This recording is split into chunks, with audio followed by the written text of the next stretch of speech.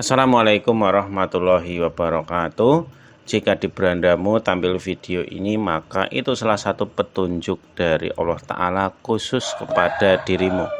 Dan luangkan waktumu untuk menuliskan sholawat di kolom komentar agar kelak menjadi saksi dan bisa memberi syafaat pada timbangan amal kalian di akhirat kelak. Amin ya robbal alamin. Seringkali sebagai orang tua kita merasa lelah memikirkan masa depan anak kita. Kita khawatir soal sekolahnya, soal pekerjaannya, dan bagaimana rizkinya nanti. Tapi ada satu rahasia besar yang sering kita lewatkan, yakni rizki anak itu tidak hanya soal kerja keras kita, tapi soal investasi spiritual yang kita tanam sejak mereka masih dini. Dan beliau tadi menyampaikan sekaligus mengingatkan kita pada kisah Ibunda Maryam. Beliau mengajarkan bahwa jika orang tua menyiapkan tuntunan yang benar, maka Allah Ta'ala akan langsung merespon ikhtiar tersebut dengan penerimaan yang terbaik. Dan kita tidak perlu lagi memusingkan, memikirkan rizki anak-anak kita, karena Allah lah yang akan merawat anak tersebut. Kemudian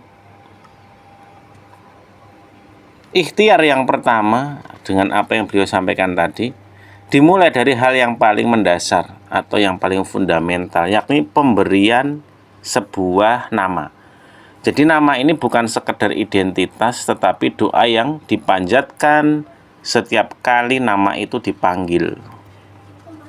Dan saat kita memberi nama anak kita, jangan hanya mencari yang indah didengar, tetapi selipkan harapan di sana. Jadi apa visi kita untuk anak ini? Apakah ingin menjadikannya ahli ilmu, pejuang agama, atau sosok yang dekat dengan Al-Quran? Seperti nama Maryam yang dipilihkan ibundanya. Ini nama itu menjadi pondasi doa yang akan dibawa anak tersebut sepanjang hidupnya. Kemudian ada ikhtiar kedua, adalah doa perlindungan. Jadi doa perlindungan ini penting, ya.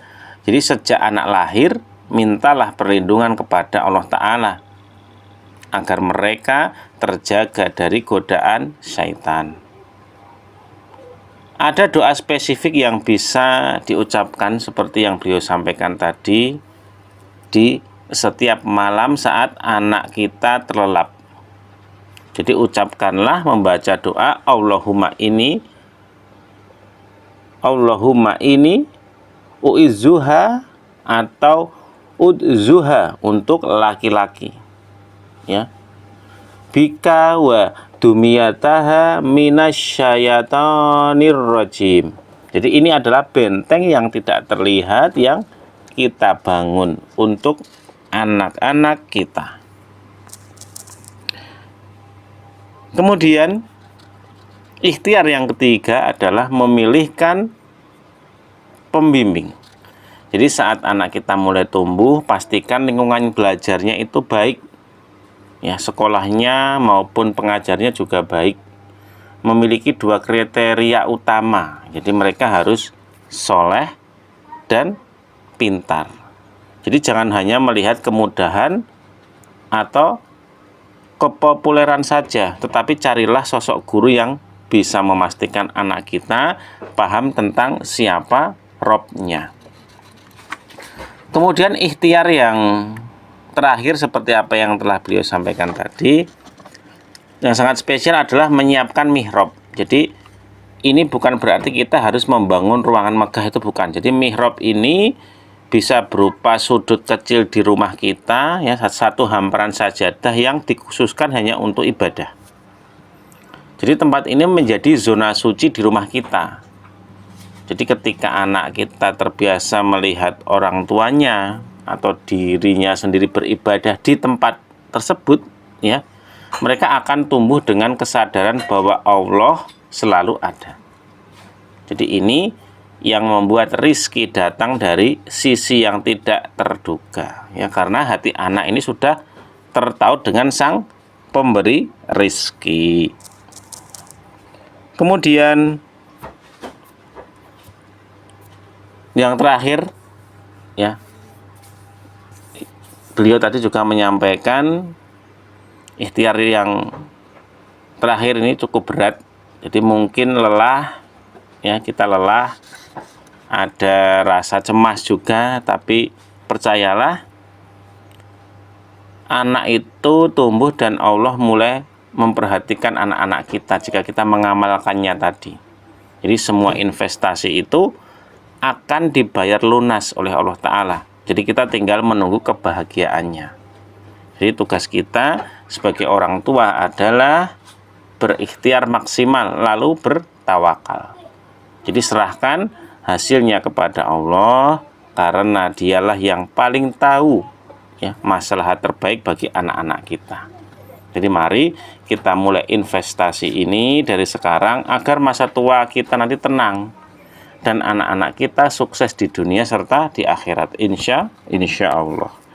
Baik, mungkin itu sedikit ringkasan dari tausiah beliau tadi. Semoga bisa memberikan kita banyak faedahnya. Assalamualaikum warahmatullahi wabarakatuh. Seringkali sebagai orang tua kita merasa lelah memikirkan masa depan anak kita. Kita khawatir soal sekolahnya, soal pekerjaannya, dan bagaimana rizkinya nanti. Tapi ada satu rahasia besar yang sering kita lewatkan, yakni rizki anak itu tidak hanya soal kerja keras kita, tapi soal investasi spiritual yang kita tanam sejak mereka masih dini. Dan beliau tadi menyampaikan sekaligus mengingatkan kita pada kisah Ibunda Maryam. Beliau mengajarkan bahwa jika orang tua menyiapkan tuntunan yang benar, maka Allah Ta'ala akan langsung merespon ikhtiar tersebut dengan penerimaan yang terbaik. Dan kita tidak perlu lagi memusingkan, memikirkan rizki anak-anak kita, karena Allah lah yang akan merawat anak tersebut. Kemudian ikhtiar yang pertama dengan apa yang beliau sampaikan tadi dimulai dari hal yang paling mendasar atau yang paling fundamental, yakni pemberian sebuah nama. Jadi nama ini bukan sekedar identitas, tetapi doa yang dipanjatkan setiap kali nama itu dipanggil. Dan saat kita memberi nama anak kita, jangan hanya mencari yang indah didengar, tetapi selipkan harapan di sana. Jadi apa visi kita untuk anak ini? Apakah ingin menjadikannya ahli ilmu, pejuang agama, atau sosok yang dekat dengan Al-Quran? Seperti nama Maryam yang dipilihkan ibundanya.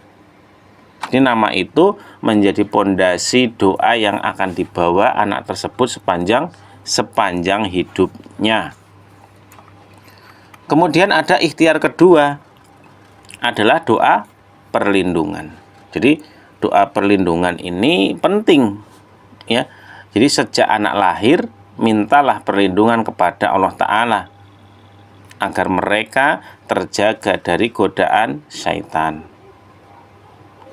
Ada doa spesifik yang bisa diucapkan seperti yang beliau sampaikan tadi di setiap malam saat anak kita terlelap. Jadi ucapkanlah membaca doa Allahumma ini uizzuha atau udzuha untuk laki-laki, ya, bika wa dumiyataha minasyaitonir rajim. Jadi ini adalah benteng yang tidak terlihat yang kita bangun untuk anak-anak kita. Kemudian ikhtiar yang ketiga adalah memilihkan pembimbing. Jadi saat anak kita mulai tumbuh, pastikan lingkungan belajarnya itu baik. Ya, sekolahnya maupun pengajarnya juga baik. Memiliki 2 kriteria utama. Jadi mereka harus soleh dan pintar. Jadi jangan hanya melihat kemudahan atau kepopuleran saja, tetapi carilah sosok guru yang bisa memastikan anak kita paham tentang siapa Robnya.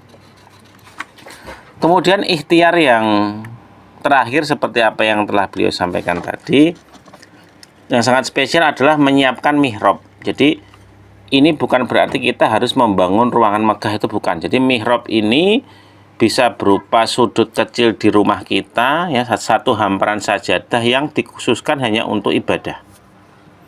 Jadi tempat ini menjadi zona suci di rumah kita. Jadi ketika anak kita terbiasa melihat orang tuanya atau dirinya sendiri beribadah di tempat tersebut, ya, mereka akan tumbuh dengan kesadaran bahwa Allah selalu ada.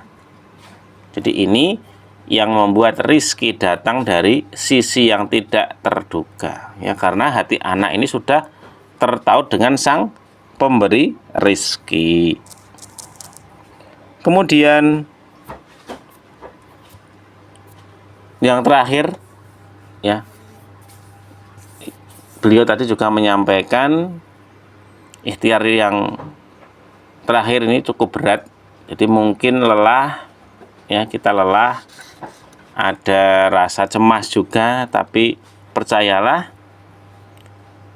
anak itu tumbuh dan Allah mulai memperhatikan anak-anak kita jika kita mengamalkannya tadi. Jadi semua investasi itu akan dibayar lunas oleh Allah Ta'ala. Jadi kita tinggal menunggu kebahagiaannya. Jadi tugas kita sebagai orang tua adalah berikhtiar maksimal, lalu bertawakal. Jadi serahkan hasilnya kepada Allah, karena dialah yang paling tahu, ya, masalah terbaik bagi anak-anak kita. Jadi mari kita mulai investasi ini dari sekarang agar masa tua kita nanti tenang dan anak-anak kita sukses di dunia serta di akhirat, insya Allah. Baik, mungkin itu sedikit ringkasan dari tausiah beliau tadi. Semoga bisa memberikan kita banyak faedahnya. Assalamualaikum warahmatullahi wabarakatuh.